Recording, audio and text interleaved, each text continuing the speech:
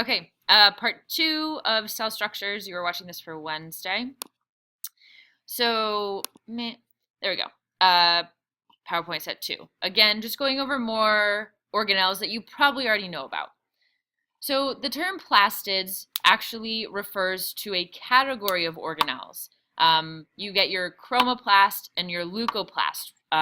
Chromoplasts are going to be producing things. Leucoplasts are going to be storing starch, so they are present in plants. A type of chromoplast are going to be your chloroplasts, and those are the ones responsible for photosynthesis. Hopefully we are aware of that. But if you ever see the term plastid, it's referring to a category of organelles. When we talk about the structure of the chloroplast, and I think that we know this, they have three membranes. The outer two are smooth, and then the inner one is made in stacks of what we call thylakoids, or grana, or granum. I believe granum is singular.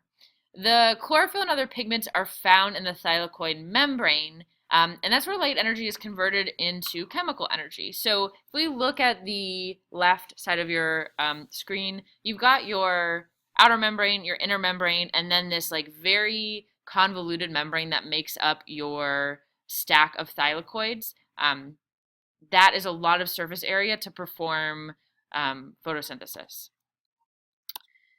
The thylakoid are going to be those stacks. The matrix around them is called stroma, and it contains a lot of enzymes that are necessary for carbohydrate synthesis. So if you remember, we talked about enzymes. Enzymes' purpose is to push a reaction over its activation energy. So the process of photosynthesis requires that little push with an enzyme, not with extra energy, because we talked about how photosynthesis is a spontaneous reaction, non-spontaneous reaction. It does require the energy of heat, but it also requires an enzyme to get it going. And that's in it's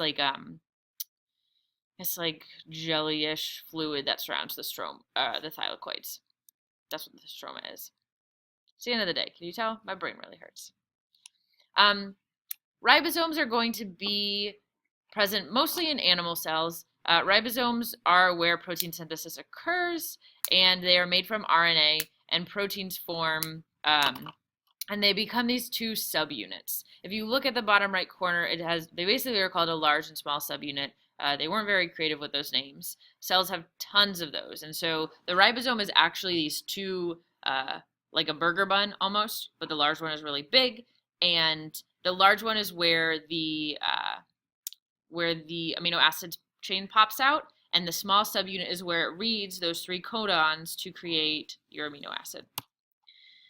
When we talk about the evolution and its link to organelles, what's important is that the more complex the cells were, the more of whatever function they needed to do, the more convoluted the organelles became to increase the surface area. It also, as organisms have become more complex, they've also required more organelles. And so what probably started as just a nucleus, a mitochondria, maybe some ribosomes, evolved into having the rough ER, the smooth ER, the Golgi apparatus, and the lysosomes.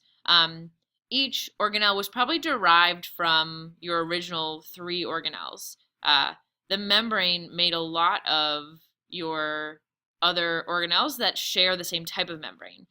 Your ER, your Golgi apparatus also have a phospholipid bilayer, just like your main cell membrane does. That's what we were talking about with the endomembrane system, that anything that shares that plasma membrane structure is going to be part of the endomembrane system. So again, this is looking at another like pathway of evolution from just having your ancestral prokaryote to where it is engulfed by another one to be multicellular. You get your DNA, you get your nucleus and your nuclear envelope, maybe some endoplasmic reticulum, so on and so forth, until you end up with your ancestral photosynthetic, so your plant and your animal cells. Ask me more about this because this is a really interesting topic and it is probably going to pop up on the AP test. But I just want to move through these slides quickly. The cytoskeleton, so this gives the cell shape. It provides movement as well. and it allows for cytoplasmic streaming in plant cells, which is like directing things to a certain place. These are made up of microtubules and microfilaments. They are very strong and they provide that support so that the cells don't collapse upon each other. This is really only found in animal cells because plant cells have that rigid cell wall. This is an image, you can just Google this or look it on YouTube, organelles moving on the cytoskeleton. It allows you to see how organelles can actually follow the cytoskeleton branches to get to certain places within the cell. The microtubules that make up the cytoskeleton are made up of what we call tubulin. And if you remember on one of the open response, we talked about tubulin. And so keeping that in mind, right, actin and myosin, and then we have tubulin. This is basically a protein that creates a structured tube that can be used for structure and for transporting things. When we think about movement with cells, plant cells usually don't move unless we're talking about the sperm cells of plant cells that need to move. Really, animal cells and prokaryotes are the only things that need cilia and flagella. Flagella are mostly for movement, whereas cilia can be for movement, but usually they are for pushing something along. So if you think about like the inside of my small intestine, I have all of these cilia that are pushing food along. The cells themselves that have the cilia are not moving, but it is moving something, just not the cell body itself. These are also made up of microtubules. If you look at those cross sections, they have like all these long tubes. These are some examples of flagellated cells. So cells with flagella, obviously the most common one, the one that we see the image of the most are sperm cells. They have flagella that allow them to move in a certain direction, in this case through the cervix and towards the ova. Ciliated cells, these are the type that actually move using cilia. What I talked about was cells that move other things with their cilia. Paramecium are a single-celled organism that uses cilia to move, similar to like a little flubber cell. There are a variety of cells that move in this way, but they're usually prokaryotic. So I have these microtubules, and then the flagella and cilia are covered with a plasma membrane wall, which allows them to interact with polar and nonpolar things. It also allows for the uses of ATP.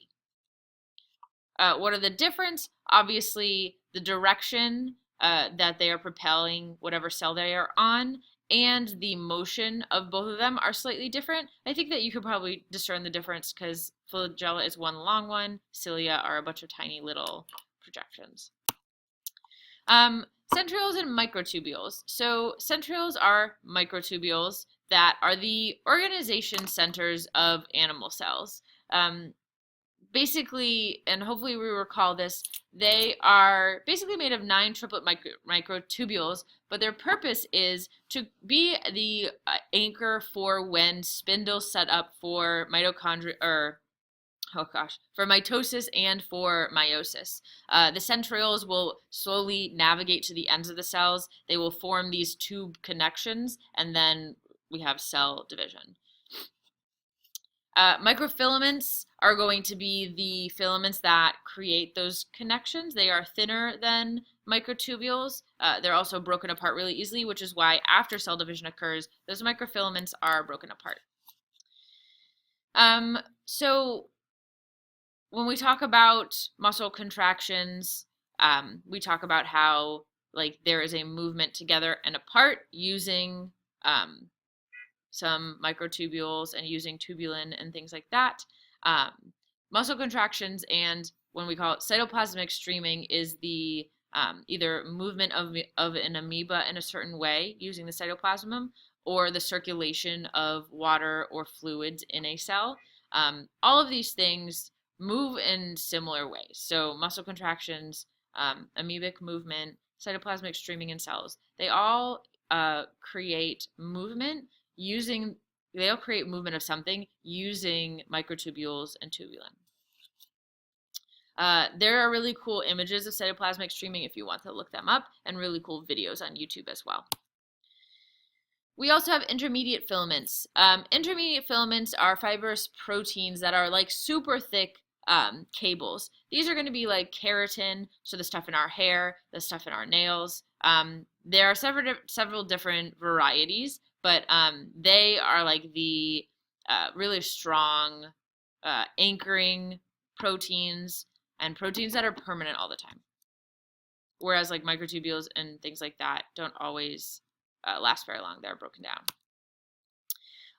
When we start talking about like the strongest parts of cells, we obviously have to talk about plants and how plants have cell walls. They are found in prokaryotes, fungi, protists, obviously in plants, and they're made of cellulose or chitin. It really varies based on the organism, but we know that they are made up of cellulose. Name that macromolecule. Plasmodesmata are channels between plant cells that allow direct flow. Because they have such rigid walls that aren't your phospholipid bilayer, they need specific channels called plasmodesmata. Usually this is just for water, for sugar, for whatever fluid-based things are being transferred. When we talk about fluids moving between animal cells lack a cell wall, but they have extracellular matrix. ECM, it's made up of glycoproteins, collagen, all of these different things that allow for the support, adhesion, and movement of one cell and the next. Whereas plant cells are very rigid and they are anchored in a certain place, a lot of it by your cellulose. My animal cells are anchored by what we call ECM, or extracellular matrix. When we talk about animal, so plasmodesmata are the plant cell junctions. Animal cell junctions are going to be 3 types. Tight junctions are membranes that are directly pressed together and they can communicate right through a passage. Desmosomes, or anchoring junctions, are where cells are fastened together in a strong sheet, but they're not directly pressed together. And then gap junctions provide channels between adjacent cells, but they are not directly pressed together or linked together or anchored in that way. You'll have one more video to watch for Wednesday. It'll be part 3 of the cell structure, and then you will be done.